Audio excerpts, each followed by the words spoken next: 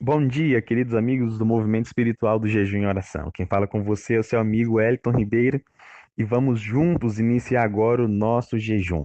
Quero pedir desculpa pelo atraso. Na verdade, eu estava participando aqui de uma sala online, onde a gente faz a sala 57. A gente está acordado desde as 5 da manhã, meditando em um livro especial. E a discussão é tão boa que a gente fica com vontade de ficar mais, né? E eu tenho que sair da sala para entrar aqui no nosso movimento de hoje. Eu quero desejar a você um ótimo dia, desejar que essa quarta seja a quarta-feira da sua vida, aquela em que o Espírito vai marcar de forma muito forte a sua vida, aquela em que ele vai impressionar o seu coração. Um abraço a todos os amigos de perto e aos amigos de longe. Que o Espírito esteja com todos vocês, a todos os irmãos dos nossos estados aqui do Brasil, aos nossos amigos que estão na América do Sul conosco, na Argentina e outros países, aos irmãos que estão na América do Norte também, aos irmãos que estão na Europa e aos irmãos que estão na África. Deus tem nos abençoado e louvamos o nome dele por todo o progresso, por todo o avanço que ele nos dá. E toda honra e toda glória seja unicamente dele. Como você sabe, a cada quarta-feira nós trabalhamos um dos nossos quatro pilares principais, né? Deixa eu lembrar eles para você. O primeiro pilar é comunhão com ênfase no Espírito Santo. Entendemos que a primeira atitude do dia de cada um de nós deve ser o batismo diário do Espírito. Entendemos que receber o batismo desse Espírito é essencial para a nossa vida cristã, é essencial para refletir o caráter de Cristo, é essencial para receber o fruto do Espírito. E nós vamos então para o nosso segundo pilar, que é exatamente relacionamento com ênfase no amor incondicional. O fruto do Espírito é o amor, mas não o amor sentimento, e sim o amor princípio ativo de Deus. O amor incondicional é aquele que dá tudo e nada espera em troca. Eu quero que você seja levado a amar dessa forma, assim como Cristo nos ama. Então nós vamos para o terceiro pilar, que é relacionamento com um ambiente saudável. O ambiente saudável é um ambiente feito por pessoas que recebem esse amor, que querem viver essa experiência. E é claro, a gente então, ao viver essa experiência, nós somos levados inevitavelmente ao quarto ambiente, que é exatamente a missão atrativa, aonde nós atraímos as pessoas para a nossa vida. E quando essas pessoas chegam bem perto, elas não olham você, elas não olham eu, elas olham Cristo refletido em nós. Amém? Eu quero que você seja essa pessoa. Como você sabe, hoje nós temos os guardiões do jejum que estarão orando, intercedendo por você. Eu quero que você mande para mim o seu pedido de oração e nós vamos estar orando juntos com você até a nossa próxima semana. Combinado? Então eu quero que você prepare o fone, prepare aí o áudio, prepare o carro, prepare o celular, para que hoje você e eu possamos refletir em cada texto, em cada áudio, buscar através da oração a presença do Pai em nossa vida, para que assim o nosso dia seja uma grande bênção. Lembre-se, o objetivo de você estar aqui não é apenas que você receba uma bênção, mas que você e eu sejamos transformados em uma grande bênção nas mãos do Eterno. Por isso, se prepara aí, compartilha no status, convide os seus amigos, os seus familiares e vamos juntos a partir de agora no nosso jejum. Na semana passada, nós vimos sobre a obra do Espírito Santo no processo de transformação do nosso caráter. Que obra maravilhosa, né, amigos, amigos? Que obra extraordinária é aquela que nós precisamos permitir que o Espírito faça em cada um de nós. Afinal de contas, essa é uma obra de todo dia, todo dia. Diariamente você e eu precisamos permitir a Ele que continue esse processo. E eu quero chamar a sua atenção aqui para uma coisa. Se você e eu não formos específicos naquilo que pedimos ao Espírito Santo para Ele fazer, Ele não fará. Ele não fará. Por isso, você precisa ser sincero em reconhecer as suas fragilidades, as suas debilidades, para que você, em oração, peça ao Espírito que trabalhe exatamente naquela área para que ele transforme à semelhança do caráter de Cristo. E um dos resultados inevitáveis dessa obra de transformação do nosso caráter é que é o seguinte, veja, o Espírito Santo ele vai pegar o nosso caráter e vai começar a moldar, vai começar a lapidar.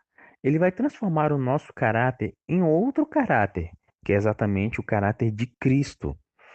E quando iniciarmos a receber esse caráter de Cristo, nós iremos começar a refletir a glória do caráter de Jesus Cristo.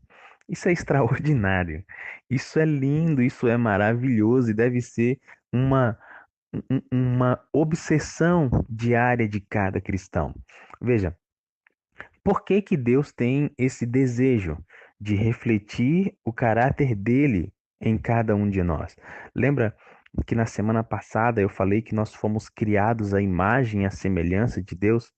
Pois bem, veja, eu quero ler para você aqui agora esse nosso primeiro texto, aonde a gente começa a perceber quando foi que os seres criados por Deus, um grupo deles, começou a deixar de refletir o caráter de Deus e como isso afetou a raça humana.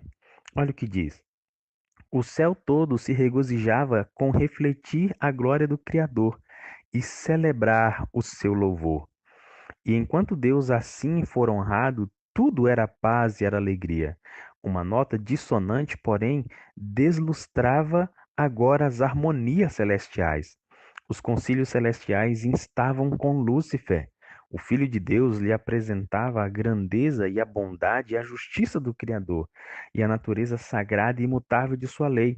Mas a advertência feita com amor e misericórdia infinitos unicamente suscitou espírito de resistência. Lúcifer permitiu que prevalecesse a inveja para com Cristo e mais decidido se tornou. Grande Conflito, página 494. Veja, amigos, no céu houve um momento de perfeita harmonia, de perfeito equilíbrio, e esse momento era exatamente onde não existia ainda o pecado. E mesmo Deus já conhecendo, né, a nossa. Espera aí só um pouquinho, amados. Isso. Mesmo Deus já conhecendo essa nossa realidade do pecado, conhecendo que o ser humano um dia iria desobedecê-lo, iria traí-lo, e que isso iniciaria com Lúcifer, Deus, em sua infinita bondade e misericórdia, começa a trabalhar no coração de Lúcifer para que ele não desse vazão a esse tipo de comportamento que traria sobre a raça humana toda a dor, e não somente sobre a raça humana, mas todos os seres criados. Traria toda a dor como nós conhecemos hoje. Mas você sabe, você e eu temos o livre arbítrio. E Satanás fez uso, né, desse livre arbítrio para não refletir mais a glória do nosso Criador. Agora pensa comigo, da mesma forma como ele fez isso, e o desejo, a alegria dele hoje, de Lúcifer, é não refletir a glória de Deus, você precisa entender que no conflito entre o bem e o mal, tudo que ele puder fazer, tudo que estiver ao alcance dele, para que você não reflita a glória do seu Criador, ele fará. Ele fará. Então você e eu temos uma grande luta a ser travada. Existe um grande conflito entre o bem e o mal que está acontecendo exatamente nesse momento, dentro da sua mente e da minha mente, dentro da mente de cada ser humano.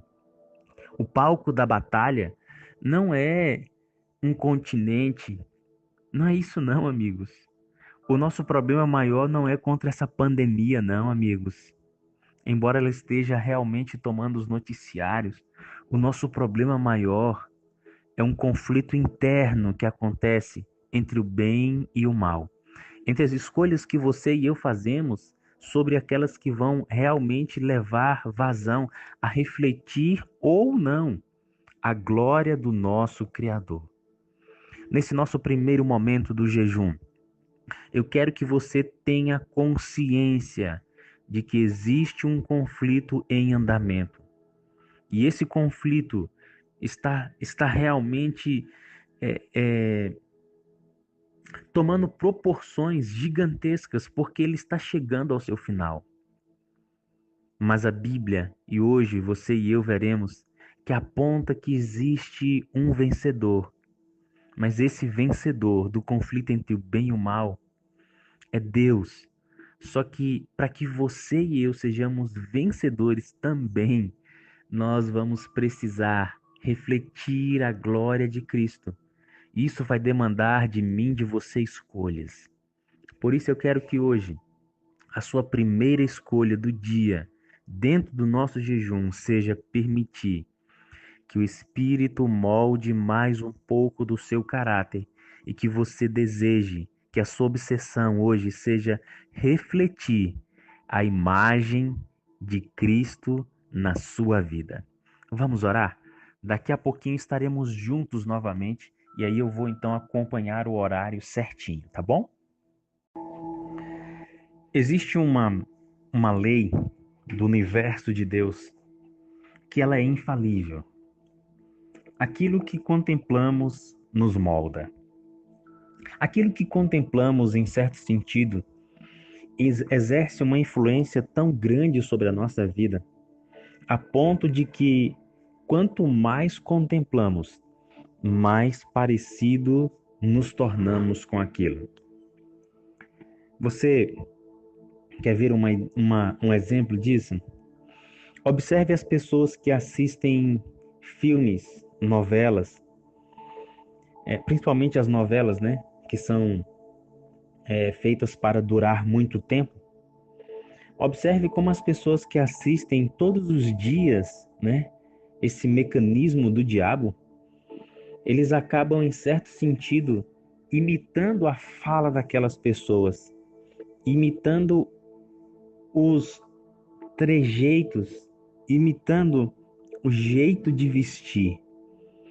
Nós, seres humanos, somos muito espelháveis. Espelháveis quer dizer nós projetamos para os outros uma imagem e quanto mais a pessoa observa essa imagem, mais parecida com ela se tornará. Então, essa é uma grande verdade da qual você e eu não temos como fugir. Aquilo que nós contemplamos nos molda. Aquilo que mais consome o nosso tempo exerce uma grande influência sobre a nossa personalidade, sobre o nosso caráter e, por fim, sobre o nosso comportamento. Sabendo disso, Deus, ele deseja que você e eu passemos tempo contemplando aquele que veio nos resgatar. Sabendo disso, o inimigo de nossas almas vai fazer com que você esteja ocupado com muitas tarefas, muitas atividades durante o seu dia, durante a sua semana, durante o seu mês e ano, a ponto de que você dedique muito pouco ou quase nada do seu precioso tempo para contemplar o que realmente vale a pena ser contemplado. Veja, olha o que diz esse texto. Ao contemplá-lo, esse aqui está se referindo ao contemplarmos a Jesus. O homem não pode deixar de admirá-lo e ser mais atraído para ele. Torna-se mais encantado e mais desejoso de ser semelhante a Jesus, até refletir sua imagem e ter a mente de Cristo. Como Enoque, ele anda com Deus. Sua mente está repleta de pensamentos sobre Jesus. Ele é o seu melhor amigo. Que texto lindo, hein? Que texto poderoso. Você é amigo de Deus? Cuidado com o que você vai falar. Porque Existem pessoas hoje que você pode dizer que é amigo delas, mas essas pessoas podem dizer que não são amigos seus, não é mesmo? Então, você é amigo de Deus? Será que Deus responderia positivamente essa pergunta a seu respeito? Não. A Regina é minha amiga. Não. O Marcos é meu amigo. Não. O Mateus é meu amigo. A Maria, a Rita. Não. Esses são meus amigos. Será que Deus responderia de forma positiva sobre a amizade que você tem com ele? Eu pergunto isso, amigo, porque na Bíblia nós encontramos exemplos de homens e mulheres que realmente decidiram pagar o preço para se tornar amigos de Deus. Abraão é um descrito na Bíblia, né, como sendo amigo de Deus. E aqui agora a gente encontra falando sobre Enoque. Não sei se você conhece a história de Enoque, ela está relatada no livro de Gênesis, nos primeiros capítulos ali, aonde Enoque andou com Deus. Enoque, ele passava tanto tempo com Deus, a ponto de Deus não permitir que ele passasse pela morte, mas que ele fosse trasladado vivo, assim como Elias o foi, sem ver a morte. Agora, amigos, você consegue imaginar o tipo de relacionamento que Enoque desenvolveu com Deus? E você pode pensar assim, ah, mas na época de Enoque não tinha internet, né, Wellington? Não tinha todos essas seduções que nós temos aqui. Não, não, não, não, não. Não tinha internet mesmo, não, amigos. Mas o diabo sempre foi diabo. Quando depois que ele decidiu se rebelar contra Deus. E na época de Enoque, a impiedade ela estava realmente muito, muito grande. Não pense você que naquela época as seduções, as provações eram diferentes na essência do que é hoje, não é não. O homem estava corrompido muito, muito mesmo. E ainda assim Enoque pagou o preço de se tornar amigo de Deus. Queridos, você e eu precisamos contemplar a Cristo. Ponto final. Você e eu precisamos nos demorar lendo sobre ele, estudando sobre ele. Você e eu precisamos imitar a fala dele, o olhar dele, o sentimento dele, o pensamento dele, as reações dele. Eu fico tão triste quando eu vejo pessoas que se limitam a desenvolver a sua experiência espiritual apenas naquilo que elas ouvem na igreja a respeito de Deus, ou até mesmo aquilo que elas ouvem em uma música, ou um sermão da internet, como agora a gente tem aí aos milhares, né? Live em cima de live. Tudo, todo mundo agora faz live. Agora virou um vírus isso aí, né? Tá comum. É tão triste como pessoas limitam a sua experiência apenas àquilo que elas podem receber dos outros, quando na verdade, na Bíblia Sagrada, existe uma fonte inesgotável e um modelo perfeito que você e eu podemos beber, beber, beber e nunca sermos saciados, porque não há limite em Cristo Jesus. Agora, a grande pergunta nesse nosso bloco de reflexão é: você realmente tem contemplado a Cristo? Você realmente tem se demorado em Jesus? Eu não estou falando em escutar música, não estou falando ouvir sermão. Isso é bom, mas isso não é tudo. Eu estou querendo saber quanto tempo você se demora no estudo da sua Bíblia, você, Deus e o Espírito Santo, na sua Bíblia, olhando e encontrando o maior de todos os personagens da história, que é Jesus Cristo. Não tem como você e eu falarmos que somos amigos dele se nós não contemplamos a ele, se nós não admiramos ele, se nós não desejamos ser iguais a ele. Amigos gastam tempo um com os outros. Então, De acordo com o tempo que você tem investido nesse relacionamento, na sua amizade com Cristo, ele pode mesmo dizer que você é amigo dele ou amiga dele? Se você percebe que a sua resposta pode ser negativa, eu quero convidá-lo, eu quero convidá-la a mudar a perspectiva do seu comportamento hoje e, junto comigo, contemplar o caráter de Cristo Jesus, porque ao contemplá-lo, seremos transformados por ele. Amigos, na semana passada, alguém pediu que eu adicionasse um grupo de pessoas no movimento espiritual e no meio das minhas mensagens aqui eu acabei perdendo. Se por acaso foi você que me pediu na semana passada para adicionar, acho que era um grupo de 5 ou 6 pessoas, você mandou assim vários telefones juntos, me dá um oi aqui de novo no privado para eu adicionar, porque eu não adicionei ainda. Eu perdi essa mensagem aqui, já fui atrás e não achei, tá bom? Eu quero mandar aqui um abraço aos amigos do grupo 1, do grupo 2, grupo 3, 4, 5, 6, 7, 8, 9, 10, 11. Aos 11 grupos desse movimento espiritual. Vocês mudaram a minha vida, Vocês mudaram a minha rotina. E como é legal saber que a gente está junto, né? Veja, nós já estamos juntos há quase 2 anos e você tem colocado seus amigos, seus familiares, algumas pessoas têm compartilhado esse material em suas igrejas, em seus pequenos grupos, com familiares, com amigos, e realmente isso é muito bom. Eu quero aproveitar e convidar você a curtir o nosso canal no YouTube. Digita aí Movimento Espiritual de Jejum e Oração.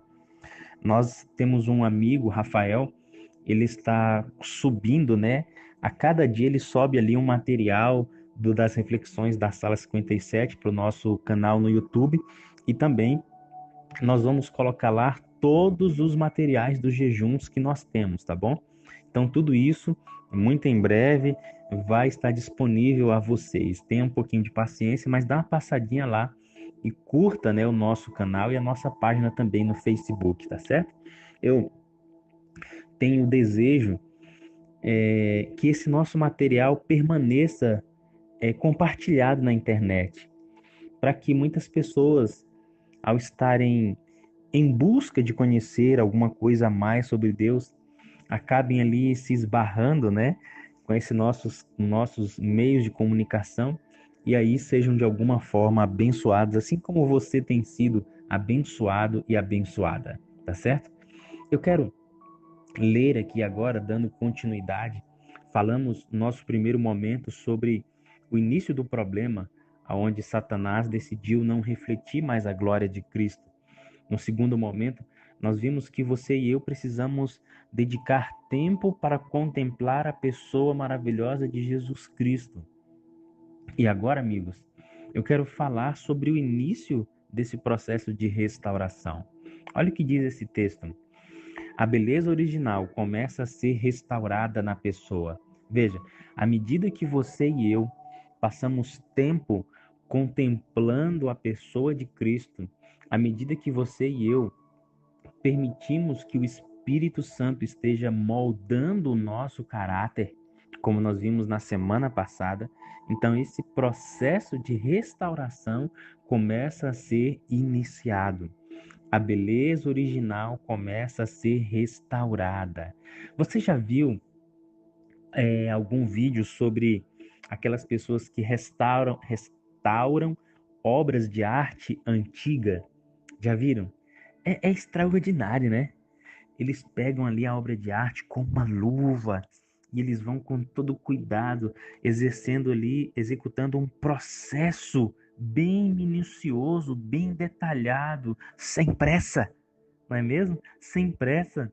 E obras que estavam irreconhecíveis voltam ao seu estado original. Na verdade, muitas delas, né, voltam ao estado quase que original.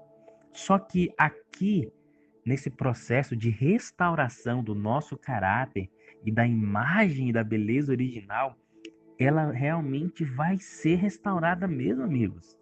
São comunicados os atributos do caráter de Cristo, começando a refletir a imagem do divino. Olha aqui, ó. Eu já falei isso aqui um tempo atrás, mas eu quero repetir hoje de novo. Presta atenção. São comunicados os atributos do caráter de Cristo, começando a refletir a imagem do divino.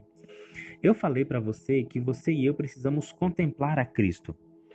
Em outro momento, na semana passada ou retrasada, se me falha a memória, eu falei sobre a necessidade de você e eu passarmos mais tempo lendo os evangelhos, aonde nós vamos observar a pessoa de Cristo.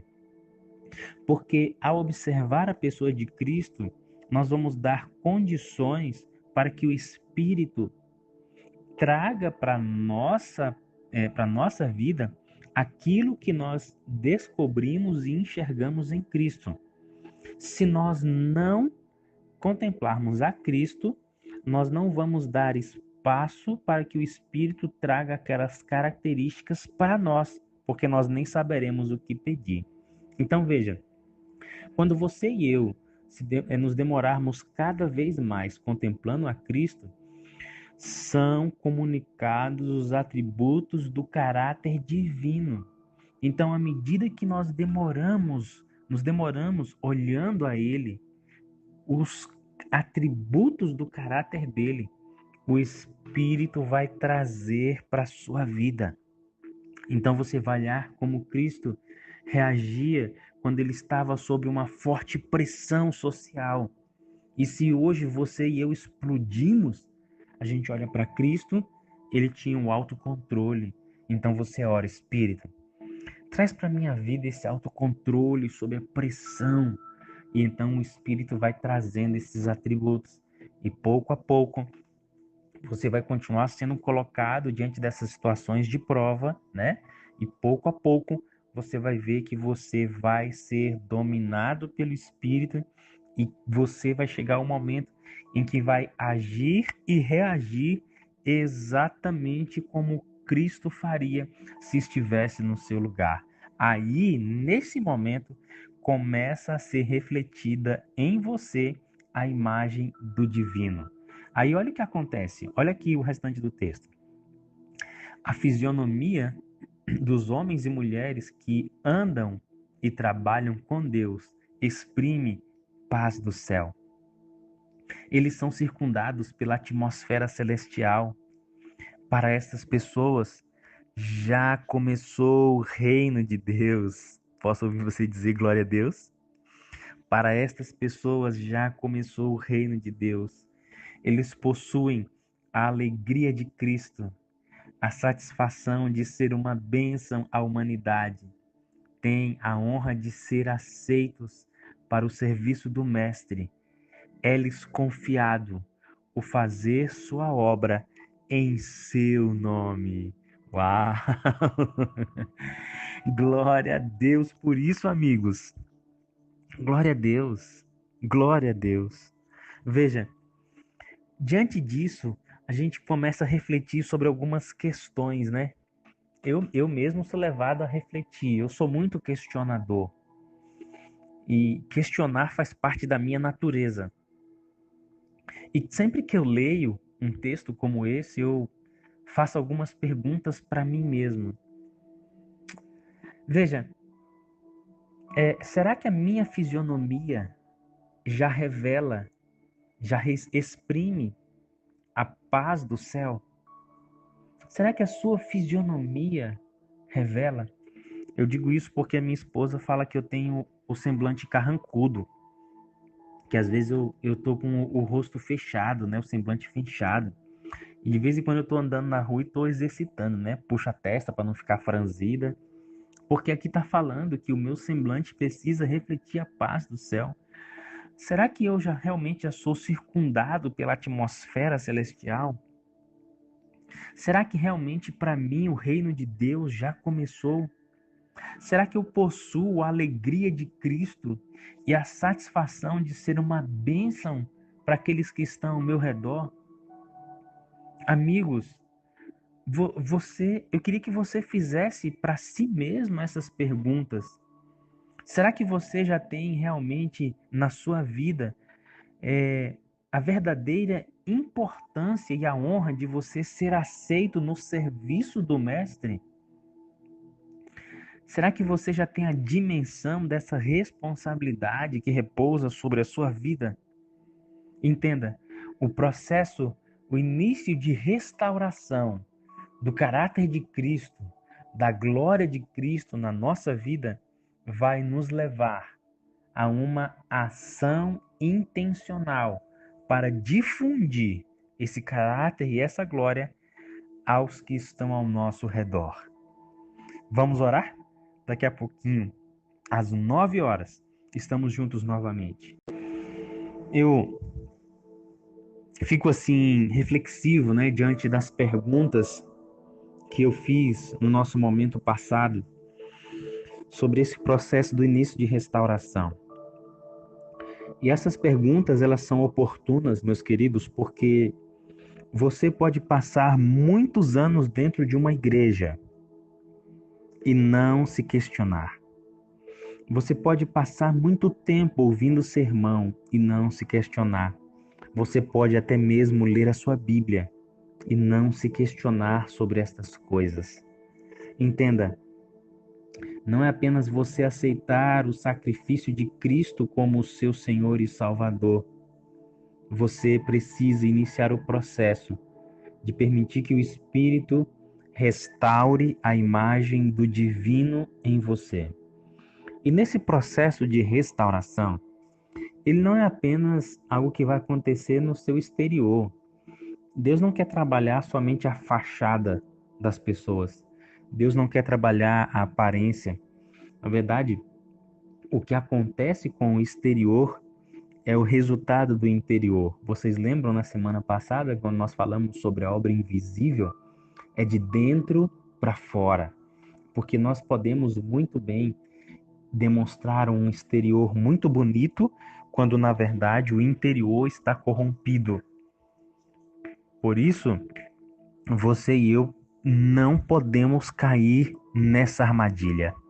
E para não cair nessa armadilha, você precisa prestar muita atenção no que eu vou ler agora aqui, está escrito no livro Atos dos Apóstolos, página 186. Olha o que diz. Na contemplação de Cristo, demoramo-nos na praia de um amor sem limites. Em cada verdadeiro discípulo, esse amor, como fogo sagrado, arde no altar do coração. Foi sobre a terra que o amor de Deus foi revelado por meio de Cristo. É sobre a terra que seus filhos devem refletir esse amor mediante uma vida irrepreensível. Assim serão os pecadores levados à cruz, a fim de contemplarem o Cordeiro de Deus. Que texto lindo, hein?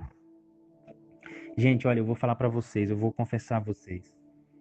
Para mim é um grande desafio preparar esse material, porque eu faço uma pesquisa, né, sobre os temas. Eu me deparo com tanto texto lindo, mas tanto texto lindo que eu fico em dúvida de qual colocar. E eu vou dizer, vou confessar, para cada texto que eu coloco aqui, existem pelo menos outros 100 que nós poderíamos colocar. Então, o dia de preparar esse material, meu coração fica triste. Fico feliz porque nós vamos compartilhar esse material, mas eu fico triste porque tinha muito mais coisa que eu gostaria de compartilhar com você e acabo não podendo. Na contemplação de Cristo, demoramos-nos na praia de um amor sem limites. Quantas vezes já falamos aqui sobre o amor incondicional, não é mesmo? Quantas vezes? Esse amor sem limites nada mais é do que o amor incondicional de Cristo por cada um de nós. Olhar a vida de Cristo não tem como não enxergar o quanto Deus nos ama. Olhar o ministério de Cristo, não tem como imaginar que Cristo não pensou no ser humano. Na verdade, a cada momento da vida de Cristo, cada dia de preparação, cada dia do seu ministério depois do seu batismo, foi exclusivamente pensando na vida, nas vidas, né, que ele iria resgatar para o reino eterno. Queridos, agora entenda o seguinte: muitas pessoas ficam apenas paralisadas na contemplação de Cristo. E você e eu não podemos ficar paralisados na contemplação. Por quê? Porque a frase, o parágrafo diz que em cada verdadeiro discípulo, esse amor, como fogo sagrado, arde no altar do coração. Então, contemplar o amor de Cristo é bom. Como eu disse, nós precisamos nos demorar em contemplar a Cristo. Mas não é somente isso, porque essa contemplação precisa também fazer com que no meu e no seu coração seja aceso esse mesmo amor como fogo sagrado no altar do coração. Você percebe? Após contemplá-lo, você e eu seremos levados a nos tornar protagonistas dentro da nossa esfera de ação. Isso mesmo. E veja, assim como sobre a terra que o amor de Deus foi revelado por meio de Cristo, é sobre essa mesma terra que você e eu precisamos, através de uma vida irrepreensível, também revelar o caráter de Cristo. E aqui, então, você e eu entramos, né? Entramos no palco da ação. É, amigos. Seria muito simples se a gente pudesse simplesmente só ficar contemplando. Como é que ia ser isso? Imagina, nós iríamos virar monges. Nós poderíamos ir então para as montanhas, fugir das cidades e nos demorar apenas em ficar contemplando a Cristo. Mas não é esse o propósito de Deus. O propósito de Deus é claro. Assim como Cristo refletiu nesta terra o amor de Deus, você e eu fomos deixados também para refletir o caráter dele. E a forma que nós vamos refletir é a maneira como nós conduzimos a nossa vida em todas as dimensões. E dessa maneira, as pessoas que são afetadas pela nossa vida serão levados a contemplar o Cordeiro de Deus. Você consegue enxergar o processo? Primeiro, você e eu contemplamos o Cordeiro. Segundo, o Espírito nos molda à semelhança do Cordeiro. Terceiro, nós levamos os outros através da nossa vida a contemplar o Cordeiro. Esse processo, ele não tem fim. Ele não acaba nunca, nunca. Você consegue enxergar que essa é sua responsabilidade? Eu queria que você orasse agora, nesse momento, e refletisse um pouquinho sobre como você tem desempenhado o seu papel de cristão nesta terra. Quero que você prepare o seu coração aí, que você vai ouvir agora. Abre o coração. Abriu? Quero orar com você. Feche seus olhos. Pai eterno, o Senhor já tem abençoado a nossa vida através dos temas que nós temos estudado nesses jejuns ao longo dos anos, ao longo dos meses, ao longo das semanas. Hoje, mais uma vez o Senhor tem falado ao nosso coração. E esse tema de refletir o caráter de Cristo é um tema essencial para a nossa vida. Porque muitas vezes a gente pode estar dentro de uma igreja, ocupado e fazendo tantas coisas, que esquecemos o essencial, que é nos tornar ou permitir que o Espírito nos torne semelhantes a Jesus Cristo. Hoje nós nos rendemos ao Senhor, querido Deus Espírito Santo, porque o Senhor conhece as áreas da nossa vida que precisam ser moldadas. O Senhor conhece a nossa história. Por isso, ninguém melhor do que o Senhor para realizar essa obra. Por favor, venha e faça essa obra.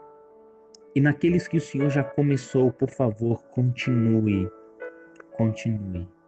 Espírito, abra agora o nosso coração para meditarmos no texto desse momento, porque ele é um texto agudo. Ele é um texto que vai desafiar a nossa experiência cristã. Ele é um texto que vai nos levar a uma outra dimensão do cristianismo. E quem pode nos levar a essa dimensão sobrenatural é somente o Senhor. Por isso, querido Deus Espírito, fala conosco nesse momento. Fale a cada um de nós de forma particular. E que, ao ouvirmos as palavras do Wellington, o Senhor faça com que ela seja reinterpretada de acordo com a vida e a experiência de cada um de nós. Em nome de Jesus, nos méritos de Jesus e pelo exemplo de vida de Jesus, que nós oramos. Amém. Os cristãos são como joias, os cristãos são as joias de Cristo. Devem brilhar intensamente para Ele, incidindo a luz do seu amor. O brilho das joias de Cristo depende do polimento que elas recebem. Temos liberdade para escolher ser polidos ou permanecer sem polimento. Mas todo aquele que for declarado digno de um lugar no templo do Senhor precisa submeter-se ao processo de polimento. Sem o polimento que o Senhor lhes dá, não podem refletir melhor a luz do que uma pedra comum. Esse texto por si só já fala tudo, mas como nós oramos agora e queremos que o Espírito nos leve a uma outra dimensão do Evangelho, você e eu precisamos entender as expectativas que Deus tem a seu respeito. Eu imagino que todos vocês que são pais, assim como eu, têm expectativas a respeito de seus filhos. Eu gostaria que meu filho fosse assim ou minha filha fosse daquele jeito. Os pais têm expectativas em relação ao comportamento dos filhos, expectativa em relação ao curso na faculdade que eles vão cursar, ao trabalho que eles vão desempenhar, ao emprego, expectativas com relação à futura família que eles vão constituir, ao namorado, não é mesmo? Ao futuro cônjuge. Os pais têm expectativa até mesmo com relação aos futuros netos. Nós somos seres que criamos expectativas. E se nós que somos pecadores e limitados criamos expectativas, imagine Deus. Deus tem grandes expectativas a meu e a seu respeito. E essas expectativas, nesse texto, é declarado que você e eu somos joias. Então, nós temos um valor muito grande, porque Deus tem uma expectativa grande a seu respeito. E essa expectativa de Deus diz que você e eu devemos brilhar para Ele. Agora veja, brilhar intensamente. Não é brilhar uma vez ou outra. Não é brilhar quando a gente quer. Não é brilhar quando é conveniente. Brilhar intensamente. Intensamente. Incidindo a luz do seu amor. Veja, O brilho das joias de Cristo depende do polimento que elas recebem.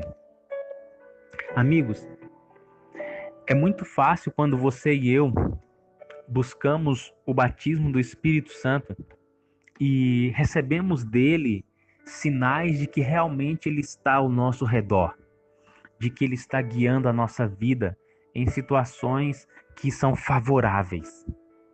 Agora,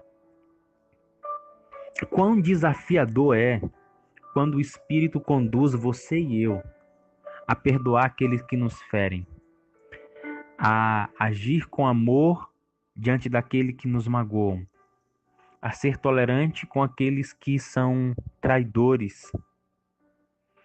Como é desafiador você e eu vivermos o Evangelho como foi vivido na vida de Cristo. Dar a segunda face, andar a segunda milha. Aí é que entra o grande desafio.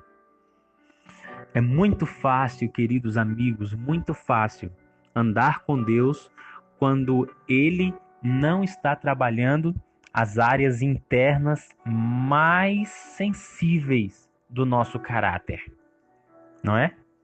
É muito fácil. Agora, quando Ele começa a polir, veja, quando Ele começa a polir áreas que precisam ser polidas, aí é que realmente começa o evangelho e o cristianismo. Porque Deus precisa dar polimento nessas áreas. Precisa. Amigos, vocês já viram um profissional lapidando um diamante ou uma pedra preciosa? Qual é o lado do diamante que ele deixa sem polimento? Pensa aí um pouquinho. Qual é o lado? Isso mesmo, nenhum. Todas as faces, todos os lados do diamante, ela recebe o mesmo polimento, exatamente para que aquela peça tenha o valor que merece. E você já viu, né, que os diamantes que são lapidados, que são colocados em colar, em brinco, em anel, eles têm um monte de face, não é mesmo? Um monte de lado, uns bem pequenininhos. Até esses pequenininhos recebem o mesmo polimento dos lados e das faces grandes. Sabe por quê? Porque cada face, cada pedaço merece o mesmo cuidado. Da mesma forma, é o que o Espírito Santo deseja fazer e precisa fazer em nosso caráter. Nós precisamos ser lapidados. Agora aqui vem a grande questão, né? É que você e eu temos a liberdade de escolher ser polidos ou permanecer sem polimento. Sabe o que eu vejo na igreja muitas vezes? Eu vejo algumas pessoas que recebem um polimento em um lado da vida e já fala assim: aqui tá bom. Não, eu bebia, agora eu não bebo mais. Não, eu roubava, agora eu não roubo mais. Não, eu era assim, agora não sou mais. Então é muito fácil você e eu olharmos para as grandes áreas da vida e achar que o polimento que recebemos do Espírito naquela área já é o suficiente. E nós negligenciamos que ele faça o polimento nas pequenas áreas. Porque são essas pequenas áreas que exatamente podem nos afastar de refletir o brilho correto que uma joia de Cristo deve e pode refletir. Querido amigo, querida amiga, sem o polimento que Deus quer dar a você, você será apenas uma pedra comum. E pedra comum não tem lugar no templo eterno de Deus. Qual é a pequena face, o pequeno lado do seu caráter que o Espírito precisa polir para que você dê o brilho correto de uma joia de Cristo hoje? Em oração, eu quero convidar você a fazer uma introspecção profunda, porque aqui é que o Evangelho começa a se tornar agudo. É aqui que realmente haverá a diferenciação entre joias preciosas e pedras sem valor. Queridos, assim como nós falamos no momento anterior sobre você e eu sermos as joias de Cristo, sermos usados para adornar o templo dele de forma gloriosa. E isso passa pelo processo de lapidação de cada área da nossa vida. Eu quero levar você agora a uma outra dimensão do evangelho agudo que Cristo trouxe para a nossa vida. Quero que você abra o seu coração para receber o que eu vou te falar agora. Se você puder sentar aí, senta, segura na cadeira, porque a pancada é forte. Ela foi forte para mim e eu vou tentar aliviar ela um pouco para você, mas você vai receber ela na íntegra, tá bom? Nós estamos vivendo dias em que as pessoas estão passando por uma grande comoção social. O que é essa comoção social? A comoção social é aquela mesma que acontece no Natal. Você já viu que no Natal as pessoas se tornam mais sensíveis a Deus, sensíveis a ajudar o próximo, né? Aí dão presentes, ajudam os desabrigados. Então, assim, falam de amor, de paz, de união. Então, no Natal existe essa comoção generalizada dos seres humanos. Esses momentos que estamos vivendo da pandemia também têm despertado uma grande comoção nas pessoas, no sentido de serem solícitas às outras, de estarem mais disponíveis, de ajudar aqueles que não têm alimento, não têm roupa. De uma forma geral, todas as pessoas. Você vê várias pessoas fazendo campanhas de arrecadação de alimentos. Outro dia eu passei ali numa rotatória próxima ali à casa da minha mãe, ali, né, como se você estivesse perto. E tinha umas pessoas, né, numa barraca, numa tenda, com microfone e faixa, chamando os outros para trazerem para lá os mantimentos, aonde eles estavam fazendo ali arrecadações para poder compartilhar com as pessoas que estão passando, né, por grandes necessidades.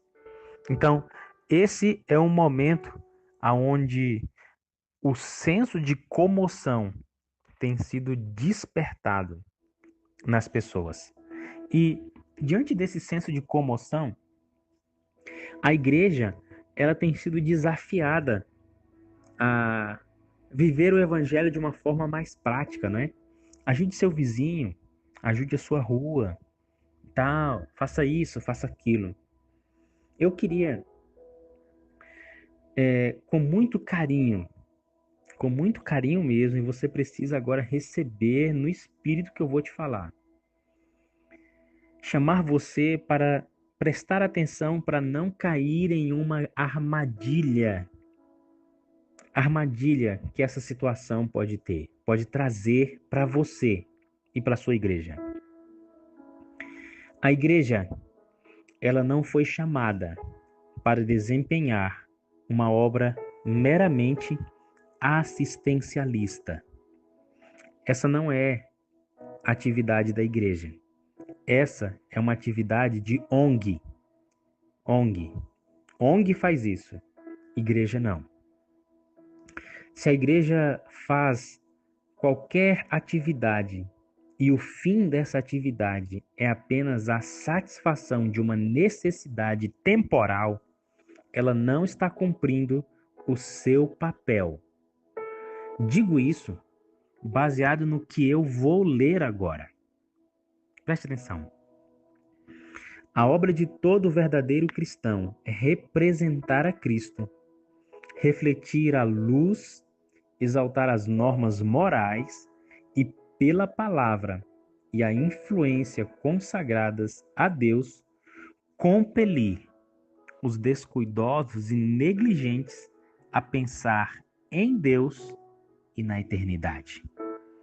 O mundo de boa vontade deixaria fora de suas cogitações a eternidade, mas não conseguirão enquanto houver pessoas que representem Cristo em sua vida prática. Uau, que texto, hein? Que texto. Amigos, olhando para o comportamento de Jesus, você e eu vamos ver claramente que Cristo atendia às necessidades das pessoas que estavam ao seu redor, correto? Isso é um fato inquestionável. Vários milagres relatados no Evangelho, multiplicação de pães 2 vezes, fora os outros momentos em que Cristo atendia às necessidades de forma particular e que não estão relatados nos Evangelhos. Mas veja, Cristo ele não atendia apenas por atender a necessidade física, temporal das pessoas. Cristo, ele buscava erguer os olhos de cada uma dessas pessoas atendidas. Para o quê? Para pensar em Deus e pensar na eternidade. A função da igreja é salvar. A função da igreja é salvar. No processo de salvar, nós atendemos às necessidades. Agora, se nós apenas atendemos a necessidade sem a intenção de salvar, nós não estamos cumprindo o papel da igreja. Da mesma forma, você que atende uma necessidade só por atender, sem elevar essa pessoa a pensar em Deus e a pensar na eternidade, você não está cumprindo o seu papel de cristão. Aí você pode perguntar assim, mas olha, então quer dizer que eu não devo fazer? Não, você deve, mas você deve fazer pelo motivo certo. Você deve fazer da forma certa. Não é apenas dar uma cesta básica, não é apenas você distribuir uma máscara, não é apenas você doar álcool em gel, não é isso não. É além disso, é mais do que isso. A obra de todo verdadeiro cristão é representar a Cristo, é refletir a luz, exaltar as normas morais e pela palavra e pela influência consagradas a Deus, levar os homens a pensar em Deus e a pensar na eternidade. Veja, se o mundo fosse deixado, na sua própria vontade, ele não pensaria nisso. Ele não se demoraria nisso. Então, por que eu estou chamando a sua atenção e falando sobre esse assunto? Porque você e eu estamos sendo bombardeados nesse momento pela mídia a ajudar, a ir e a fazer. É o senso de comoção coletiva. Ei, para um pouquinho. Não esqueça que você é cristão na história. Não esqueça que o cristão da história é você. Você deve sim fazer estas coisas, mas você não deve perder de vista o seu objetivo principal. Você quer dar uma cesta básica? Vai doar essa cesta e junto com essa pessoa abra a palavra, reflita sobre Deus, ore com essa pessoa, pegue o número do WhatsApp dela, esteja orando com ela, mantenha ela em contato com aquilo que é eterno. Com aquilo que é eterno. Porque assim você e eu estaremos cumprindo aquilo que é o nosso dever como cristãos. Esta é uma obra que ela deve vir como o resultado natural da atuação do Espírito. E você e eu precisamos ter muito cuidado. Muito cuidado porque é uma linha muito tênue entre fazer as coisas da forma certa com Deus e fazer as coisas da forma certa sem Deus. Sem Deus. Por isso, querido amigo, refletir o caráter e a luz de Cristo, representar Ele nesta terra, é uma obra extremamente desafiadora e delicada. Ninguém é melhor do que o nosso Espírito Santo para nos guiar em cada passo dessa jornada. Vamos orar para que o dever que você e eu temos seja desempenhado da forma, da maneira e no propósito correto, assim como Cristo nos deixou o seu exemplo. Estamos chegando quase ao final do nosso jejum. Eu desejo muito que você tenha sido abençoado diante de cada um desses momentos de reflexão especial. Desde as 6 horas da manhã, nós temos passeado aqui um pouco com esse tema tão relevante, né? Refletir a imagem de Cristo. Como isso é necessário, como isso é importante. Isso, na verdade, é essencial e é a obra de cada um de nós. Queridos, eu disse que estamos quase chegando, que na verdade hoje eu vou fazer uma surpresa para você às 13 horas. Às 13 horas eu vou compartilhar com você a última lâmina. Você pode entregar o seu jejum agora, mas às 13 horas eu vou surpreender você com uma lâmina. E por quê? Porque foi uma lâmina que tocou muito meu coração e eu não consegui deixar de não colocá-la no jejum de hoje. Mas como a gente só tem 8 lâminas, né? 7 e a primeira, então eu vou fazer a das 13 horas, tá bom? Mas tudo que nós estamos falando sobre refletir o caráter de Cristo, né? É uma obra que precisa ser desempenhada da forma correta. Amigos, se você tentar refletir o caráter de Cristo sem a ajuda, você vai viver uma ilusão. Você vai viver uma falsa religião. E com o tempo, você vai perceber que as coisas ao seu redor vão perder o brilho e o encanto. A igreja não vai ser mais atrativa. As pessoas se tornarão chatas, antipáticas. Você vai começar a questionar até mesmo se realmente essa é a igreja, se realmente há alegria em servir a Deus, porque você vai começar a sentir, ao invés de leveza, um fardo no Evangelho. Agora, se você buscar refletir a Cristo da forma certa, tudo isso que eu falei de negativo não vai acontecer em sua vida e Deus vai fazer com que você viva o Evangelho de uma forma mais prazerosa possível. Digo isso para que você e eu possamos ser levados ao ambiente correto. E o ambiente correto está descrito agora nesta lâmina, nesse texto. Veja o que diz. A promessa do Salvador, aquele que tem se dará e terá em abundância, que está escrito em Mateus capítulo 13, verso 12, aplica-se também à aceitação da verdade. Ao que procura compreender-lhe os ensinos, dar-se-á aumentado entendimento. Ao que revela possuir o Espírito da verdade, será dada maior medida do Espírito, a fim de que possa operar a própria salvação.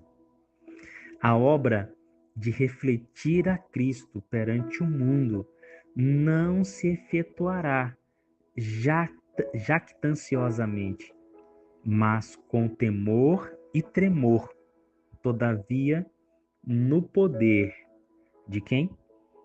Do Espírito Santo. Amém? Posso ouvir você dizer glória a Deus? Isso mesmo. Veja, você tem ouvido durante esses meses eu falar insistentemente sobre o batismo diário do Espírito Santo. E falei mesmo e vou continuar falando. Sabe por quê? Porque ele é o ponto de partida para que as coisas sejam realizadas da maneira e da forma correta, como Deus espera. A promessa, amigos, aquele que tem se dará e terá em abundância. É exatamente sobre essa promessa da plenitude do Espírito sobre a nossa vida. Queridos amigos, para que você e eu possamos refletir o caráter de Cristo, só será possível mediante a atuação constante do Espírito Santo na nossa vida. Não há outro meio. E aqui eu quero convidar você a entender mais uma vez, a ressignificar a importância do batismo diário do Espírito Santo. Veja, você almoçou ontem e talvez você tenha lanchado ou jantado ontem à noite. Então, será que é necessário você almoçar hoje? Será que é necessário você almoçar amanhã? Será que vai ser necessário você almoçar todos os dias? Será que é necessário mesmo? Se a gente já almoçou um dia na semana, a gente poderia passar o restante com fome, não? Ah, você sabe que amanhã você vai sentir fome. Seu corpo vai pedir energia, alimento, não é? Então você vai se alimentar.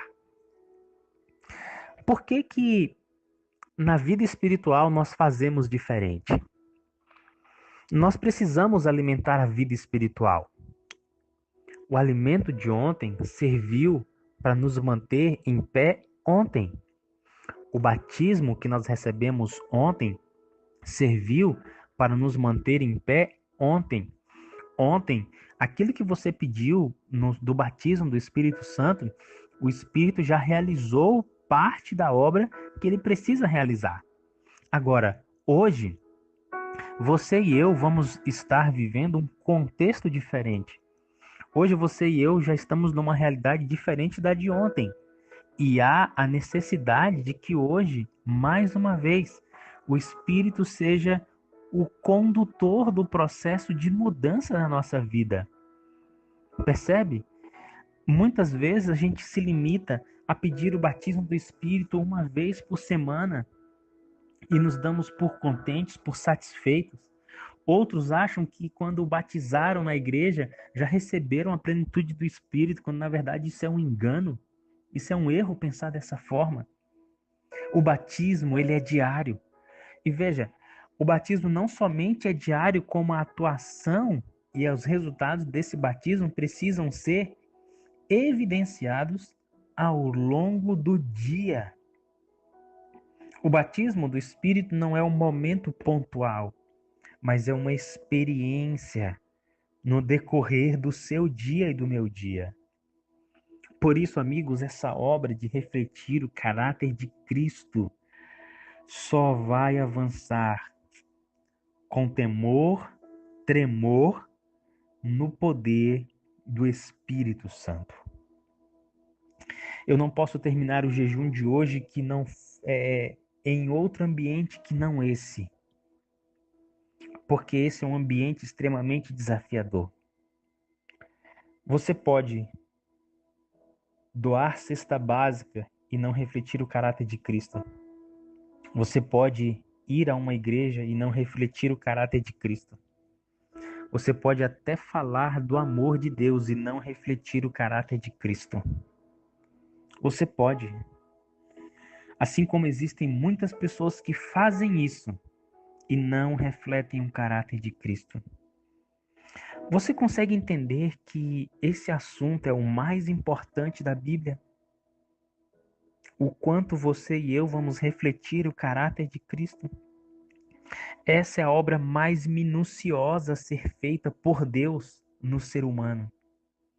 Por isso, você não pode partir para o ambiente errado e não pode permanecer no ambiente errado. Eu quero te ajudar a voltar para o ambiente certo, que é o ambiente da submissão ao Espírito. que é o ambiente onde você vai desenvolver com ele um relacionamento tão real, tão lindo, tão maravilhoso, que vai chegar o momento em que você vai dizer: vivo não mais eu, mas Cristo vive em mim. Quero agradecer a sua presença conosco no jejum de hoje. Meu desejo é que esse tema tenha abençoado a sua vida. Guarde esse material para que você possa escutá-lo novamente mais à frente, para que você possa compartilhar com os seus amigos, para que você possa compartilhar com uma pessoa que você precisa discipular para desenvolver o caráter de Cristo. Se esse jejum tem abençoado a sua vida, esse nosso movimento, eu gostaria de ouvir a sua história, o seu testemunho pessoal. Aquilo que o Espírito tem feito em você e através de você. Como você sabe, eu digo todos os dias, nós vamos entregar agora o nosso jejum, mas nós não vamos sair da presença do Eterno. Amanhã, de manhã, nós nos encontraremos aqui na sala 57. Que o amor de Deus continue sobre você, que o Espírito continue sendo o seu guia e que você reflita a face de Jesus aonde você estiver. Um grande abraço do seu amigo e servo, Wellington Ribeiro. Tchau, tchau. Voltei. Falei para você que eu ia gravar o áudio das 13 horas, né? Eu preciso compartilhar com você esse áudio, gente. Preciso. Porque esse texto do livro Caminho a Cristo, página 115, ele é extraordinário dentro daquilo que estamos falando hoje no nosso jejum. Eu consigo imaginar que Deus ele nos permite fazer parte do plano de salvação como um grande privilégio para a gente. Para que, ao mesmo tempo que falamos que amamos a Deus, possamos demonstrar isso de forma prática, amando aqueles que estão ao nosso redor. E nesse processo de salvação que tanto você e eu devemos ter para com que estão ao nosso redor, nós também estamos ajudando a nós mesmos nesse processo, tá certo? Então, isso precisa ficar claro para a gente. E esse texto, ele fala sobre um papel que você e eu desempenhamos, que muitas vezes nós não nos damos conta da seriedade da importância dele. Olha o que diz aqui, ó. Os cristãos são postos como luminares no caminho para o céu. Você entendeu isso? Luminares no caminho para o céu. Eu não sei quantos de vocês já viajaram de carro numa estrada, numa BR, né? E em determinados momentos, quando você sai próximo das cidades, você percebe que não tem poste de luz, né? Poste com energia elétrica. Então você depende unicamente da luz que o carro emite, né? Que são pelos faróis. E eu particularmente não gosto de dirigir à noite. Não gosto. Eu gosto de dirigir de dia, onde a visibilidade é completa. À noite a nossa visibilidade ela é diminuída. Agora imagina se o farol desses carros, né, o do carro, chega a falhar, a queimar uma lâmpada, alguma coisa desse tipo. Uma vez eu estava indo para São Paulo, daqui de Brasília, e em determinado momento da avenida, se não me falha a Anhanguera, eles colocaram aqueles olho de gato no chão, né? E aí quando a luz do farol bate no olho de gato, ela automaticamente reflete. E aí fica marcado todo o tracejado da pista. Aí você sabe aonde que é a curva, aonde que é reta, aonde que você está na estrada. É extraordinário de bom isso. Isso é bom demais, gente. Vocês não têm ideia. Outro dia, viajei com a minha esposa e minha cunhada para Goiânia e nesse dia tava uma neblina muito forte. Gente, mesmo com farol, Eu não estava conseguindo enxergar a 5 metros à frente. E tinha hora que, do nada, a curva aparecia, né? Aquelas plaquinhas. Em alguns momentos era mal sinalizado e de repente já estava em cima da curva. Então isso foi extremamente desafiador e desconfortável para que eu pudesse estar conduzindo nessa viagem. Veja, trazendo essa comparação para a nossa vida espiritual, Deus coloca você e eu como luminares no caminho para o céu. Você está entendendo o que está sendo escrito aqui? Está dizendo o seguinte, que no caminho que vai conduzir pessoas ao céu, caminho esse que para as pessoas que estão começando hoje, eles não sabem qual é a rota, você é uma luz que está em determinado ponto desse caminho, indicando a direção que essa pessoa deve seguir. Agora pensa comigo. Se você e eu somos essas luzes no caminho, e é legal essa linguagem desse texto, porque ela dá a impressão de que existem pessoas que estão lá na frente, pessoas que estão no meio, pessoas que estão no nível intermediário, cada um está em um local nesse caminho, certo? E o fato de cada um de nós termos uma experiência, uns mais avançados que outros no caminho, mostra que o caminho será iluminado ao longo dele. E assim pessoas poderão ir seguras nesse caminho, olhando a luz que você e eu refletimos e sendo guiados pelo Espírito. Todos. Ao mesmo tempo que você e eu estamos avançando do caminho, a nossa luz ilumina aqueles que estão vindo atrás. Agora pensa comigo. Se as luzes nesse caminho que conduz para o céu sou eu e é você, eu fico pensando no momento em que nós deixamos de brilhar, no momento em que nós não assumimos essa nossa responsabilidade, que direção as pessoas que vêm atrás estão seguindo? Percebe a responsabilidade que você tem? Olha o que diz o restante do texto. Cumpre-lhes refletir sobre o mundo a luz que de Cristo sobre eles incide. Sua vida e caráter devem ser de molde a que outros possam obter, por seu intermédio, uma justa concepção de Cristo e seu serviço.